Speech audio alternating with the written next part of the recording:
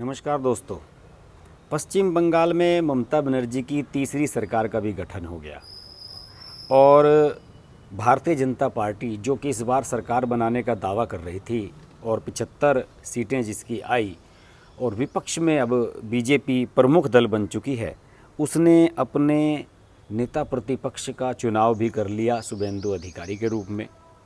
इसके अलावा कम्युनिस्ट दलों ने अपनी हार का एनालिसिस करना शुरू कर दिया और कम्युनिस्ट दलों का फोकस अब पश्चिम बंगाल से हटकर चला गया है केरल में, जहां पर सीपीआईएम के नेतृत्व वाली एलडीएफ की सरकार बनी है और सबका ध्यान बस उसी तरफ है कि वहां पर कैसी सरकार बन रही है, किस तरह का मंत्रिमंडल का गठन वहाँ हो रहा है। जैसे कि वहाँ पी विजयन पर आरोप लग रहे हैं कि इन्होंने पुराने दिग्गजों को प्राथमिकता देने के बजाय अपने दामाद को कैबिनेट मिनिस्टर बना लिया और इस तरह की वाइस वर्सा और बहुत तरह की बातें चल रही हैं। इस सब माहौल के बीच एक चीज़ बहुत मिसिंग है, वो ये कि कांग्रेस ने अपना आत्ममंथन नहीं किया है।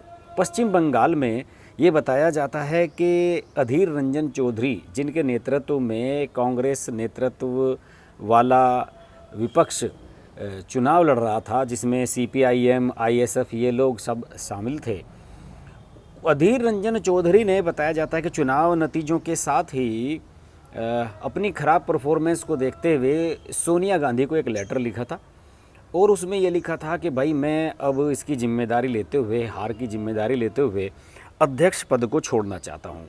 देखिए, अधीर रंजन चौधरी खुद को सीएम का फेस मान रहे थे वहाँ का। उन्हें लग रहा था कि अगर कम्युनिस्टों की और कांग्रेस की सरकार बनेगी तो वो मुख्यमंत्री बन जाएंगे। सांसद तो वो हैं ही, इसके अलावा वो संसदीय दल के नेता भी हैं, पश्चिम बंगाल से आते हैं और पुराने दिग्गज है, 4-5 बार के सांसद हैं। तो इसलिए सोनिया गांधी ने उन्हें लोकसभा में संसदीय दल का नेता भी बनाया हुआ है। राहुल गांधी को नहीं बनाया, ना खुद बनती हैं वो, उन्होंने अधीर रंजन चौधरी को बनाया हुआ है। और पहले खड़गे हुआ करते थे, खड़गे साहब हार गए थे। तो इसके अलावा उन्होंने कांग्रेस का प्रदेश अध्यक्ष भी अधीर रंजन चौधरी को बनाया हुआ है। तो अब चारों तरफ से पार्टी के अंदर सवाल ये उठने लगे हैं कि भाई आखिरकार अधीर रंजन चौधरी का कोई कुछ क्यों नहीं कर रहा है। अधीर रंजन चौधरी के खिलाफ चुनाव की हार हो चुकी है, कुछ समीक्षा होनी चाहिए, कोई कार्रवाई होनी चाहिए।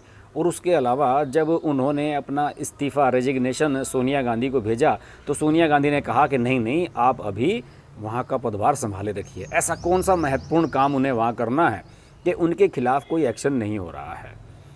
इस मुद्दे को लेकर, पश्चिम बंगाल के खास तौर से मुद्दे को लेकर कांग्रेस के भीतर कई दिग्गजों ने सवाल उठाए हैं। आपको याद होगा कि जब ग्रुप 23 वाला मामला हुआ था तो उनमें से एक जिन लोगों ने उस पर सिग्नेचर किए थे पिछले साल, उस लेटर पर जो सोनिया गांधी को लिखा था 23 नेताओं ने, उनमें से एक कर्नाटक के पूर्व मुख्यमंत्री और कांग्रेस के वरिष्ठ नेता एम वीरप्पा मोइली साहब भी थे। वीरप्पा मोइली ने साइन किए थे और उन्होंने कहा था कि पार्टी में बदलाव की ज़रूरत है, पार्टी को रिफर्बिश करने की ज़रूरत है और इसलिए पार्टी में डेमोक्रेटिक बदलाव होने चाहिए, कार्यकारिणी बदली जानी चाहिए, अध्यक्ष का चुनाव होना चाहिए, वगैरह वगैरह सारी बातें उन्होंने उसमें कही थी। और इसके बाद जब अभी कुछ महीने पहले गुलाम नबी आज़ाद साहब रिटायर हुए थे राज्यसभा से और नरेंद्र मोदी ने उन्हें सैल्यूट वाली विदाई दी थी, तो उसके बाद गुलाम नबी आज़ाद के सम्मान में जम्मू में एक कार्यक्रम आयोजित हुआ था। उसमें बहुत सारे दिग्गज कांग्रेस के जुटे थे और ये ग्रुप 23 वाले लोग सारे पहुंचे थे। वीरप्पा मोइली भी उसमें गए थे। तो वीरप्पा मोइली ने ये कहा था कि देखिए, ये कार्यक्रम केवल गुलाम नबी आज़ाद साहब का सम्मान करने के लिए हुआ है, जो उन्होंने इतने लंबे समय तक अपना सेवाएं दी हैं राज्यसभा में, और इसको आप पार्टी की बगावत के रूप में ना जोड़ा जाए। उस समय वीरप्पा मोइली ने साफ कह दिया था कि राहुल गांधी को फिर से पार्टी का अध्यक्ष बनाया जाना चाहिए। यानी कि वीरप्पा मोइली बहुत ही पते की बात कहते हैं। जब हाईकमान को नसीहत देनी होती है तो नसीहत भी दे देते हैं, और जब हाईकमान के समर्थन करने का मौका आता है तो वो समर्थन भी कर देते हैं। जैसे कि उन्होंने कहा कि राहुल गांधी के अलावा इसका अध्यक्ष बनाए जाने का कोई और विकल्प नहीं है। लेकिन अब वीरप्पा मोइली ने सवाल उठाया है पश्चिम बंगाल को लेकर। वीरप्पा मोइली ने न्यूज़ एजेंसी पीटीआई को जो एक ताज़ा इंटरव्यू दिया है, उसमें उन्होंने कहा है कि जब पश्चिम बंगाल में हम बुरी तरह हार गए हैं, खाता नहीं खुला है, जीरो पर आ गए हैं, हमारे गठबंधन की हालत जीरो रही, तो ऐसी स्थिति में पार्टी को अधीर रंजन चौधरी के खिलाफ कार्रवाई करनी चाहिए। इसके पीछे उन्होंने कई तर्क दिए हैं। वीरप्पा मोइली ने जो तर्क दिए हैं वो मैं आपको बताता हूँ। आप एग्री होंगे कि वास्तव में वीरप्पा मोइली सही कह रहे हैं। उन्होंने कहा है कि अधीर रंजन चौधरी एक कमज़ोर नेता हैं और उनके खिलाफ कार्रवाई हो। उन्होंने ये कहा कि कांग्रेस के सफाये के लिए गठबंधन संबंधी कारणों को जिम्मेदार ठहराया और ये कहा कि उनकी पार्टी ने वाम दलों तथा इंडियन सेकुलर फ्रंट के साथ गठबंधन किया, जबकि कांग्रेस को तृणमूल कांग्रेस यानी कि ममता बनर्जी के साथ समझौता करना चाहिए था। मोइली का तर्क है कि ममता बनर्जी कांग्रेस से निकली हैं और पुरानी कांग्रेसी हैं, उन्हें अपनी तरफ किसी भी हालत में कांग्रेस को करना चाहिए। इससे कांग्रेस का जो नेशनल लेवल पर सिनेरियो है बीजेपी के अगेंस्ट, नरेंद्र मोदी के अगेंस्ट, वो भी मजबूत होता। भले ही सीट कम मिलती या ममता बनर्जी बहुत नॉमिनल सीटें देती, लेकिन उसके बावजूद भी वीरप्पा मोइली का तर्क है कि उन्हें जाना चाहिए कि ममता बनर्जी के साथ जाना चाहिए था, ना कि वाम दलों के साथ। उन्होंने एक बात और भी कही कि ममता बनर्जी अकेली नेता हैं जो इस समय पूरे देश में बीजेपी के खिलाफ बहुत स्ट्रांगली लड़ रही हैं और काफ़ी हद तक सफल भी हो रही हैं। तो ऐसे में कांग्रेस को उनका साथ देना चाहिए था, ना कि दूसरे लोगों का।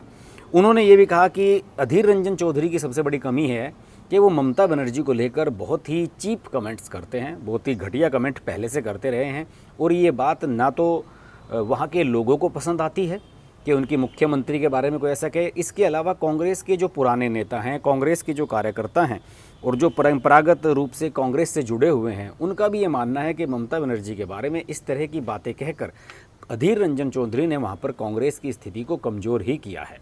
ये बात तो वीरप्पा मोइली की सही नज़र आ रही है और इस पर मोइली का कहना है कि और अधीर रंजन को इस हार की कोई सज़ा भी नहीं दी गई है। वे कांग्रेस के अध्यक्ष बने हुए हैं, लोकसभा में भी कांग्रेस के नेता बने हुए हैं। अगर आप उनके खिलाफ कार्रवाई नहीं करोगे और जवाबदेह नहीं ठहराओगे तो पार्टी की फिक्र कौन करेगा। मोइली ने असम और केरल में विधानसभा चुनावों में मुख्यमंत्री पद के लिए कोई चेहरा पेश नहीं करने को भी पार्टी की गलती बताया और उन्होंने कहा कि कांग्रेस ने यही गलती चुनावों के उम्मीदवारों के चयन में की। हम अनेक राज्यों में अपने नेताओं का चयन उनकी नकदी जुटाने की क्षमता, मतलब पैसा कमाने की क्षमता और उनकी जाति के लोगों को पार्टी के पक्ष में करने की क्षमता के आधार पर करते हैं। मुझे नहीं लगता कि कांग्रेस में इस तरह से चुनाव जीत सकती है और मोइली का मानना है कि जनता लंबे समय तक किसी पार्टी के केंद्रीय नेतृत्व को देखकर वोट नहीं देती, बल्कि अपने मुख्यमंत्री पद के दावेदार को देखना चाहती है।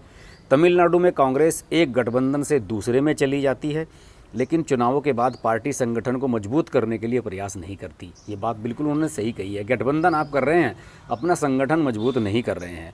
मोइली के मुताबिक पश्चिम बंगाल, असम, तमिलनाडु, केरल और पुडुचेरी में विधानसभा चुनाव में मिले झटके के लिए कांग्रेस में राष्ट्रीय स्तर पर और प्रदेश स्तर पर किसी को तो जवाबदेह ठहराया जाना चाहिए।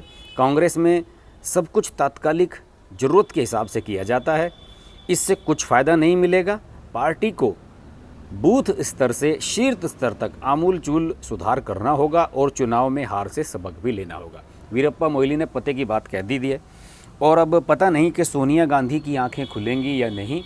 सोनिया गांधी जो कि इस समय सिर्फ एक ही लक्ष्य लेकर चल रही हैं कि किसी भी तरीके से राहुल गांधी को फिर से इस्टेब्लिश कर दिया जाए, उन्हें अध्यक्ष बना दिया जाए। आखिरी उम्मीद उनकी यही थी कि इन 5 राज्यों के चुनाव में कम से कम 2 या 3 स्टेट में उनकी सरकार बन जाएगी।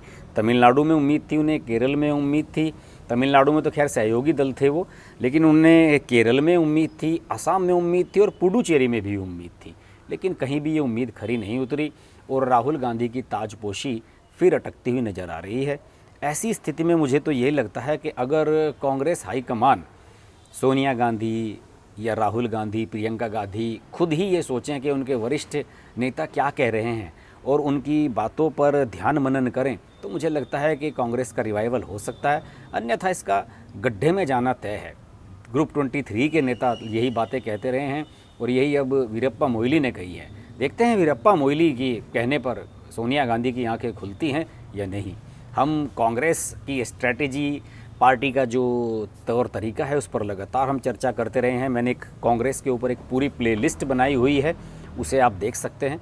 इसके अलावा आप लोग अगर मेरा चैनल अभी देख रहे हैं और नए सब्सक्राइबर हैं या फिर अभी तक चैनल को सब्सक्राइब नहीं किया है तो नोटिफिकेशन के लिए बेल आइकन ज़रूर प्रेस कर लें, क्योंकि अब हमने डेली रात में 10:30 बजे एक शो शुरू किया है जिसे कहते हैं हम आज रात का शो। उसमें दिन भर की खबरों का कंपाइलेशन होता है और उसमें हम आपसे साथ इंटरेक्शन भी करते हैं, आपके सवालों के जवाब भी दे सकते हैं। तो देखते रहिए हर्ष की बात लाइव। नमस्कार। नमस्कार दोस्तों, मैं हूँ रवीना टंडन और आप देख रहे हैं हर्ष की बात। हर्ष जी एक बहुत ही सीनियर और बहुत ही समझदार जर्नलिस्ट हैं एंड मेरे मित्र भी हैं। तो बहुत खुशी है मुझे आपको बताने के लिए कि उनका ये जो YouTube चैनल है बहुत ही कामयाब है और उसके लिए मैं उनको बहुत मुबारकबाद देना चाहती हूँ। एंड एक चीज़ ज़रूर कहूँगी उनके लिए कि वो बहुत एक अच्छे इंसान भी हैं। इंसान होना बहुत ज़रूरी है लाइफ में, क्योंकि वो अपने आप अपनी लिखावट में आ जाता है। तो बहुत ही कम ऐसे हमारे होनहार जर्नलिस्ट रह गए हैं हमारी इंडस्ट्री में जो सोचकर और समझदारी के साथ, रिस्पॉन्सिबिलिटी और जिम्मेदारी के साथ आर्टिकल्स लिखते हैं। सो कॉन्ग्रेचुलेशंस हर्ष जी, एंड आप लोग ज़रूर देखिए, लाइक कीजिए हर्ष की बात।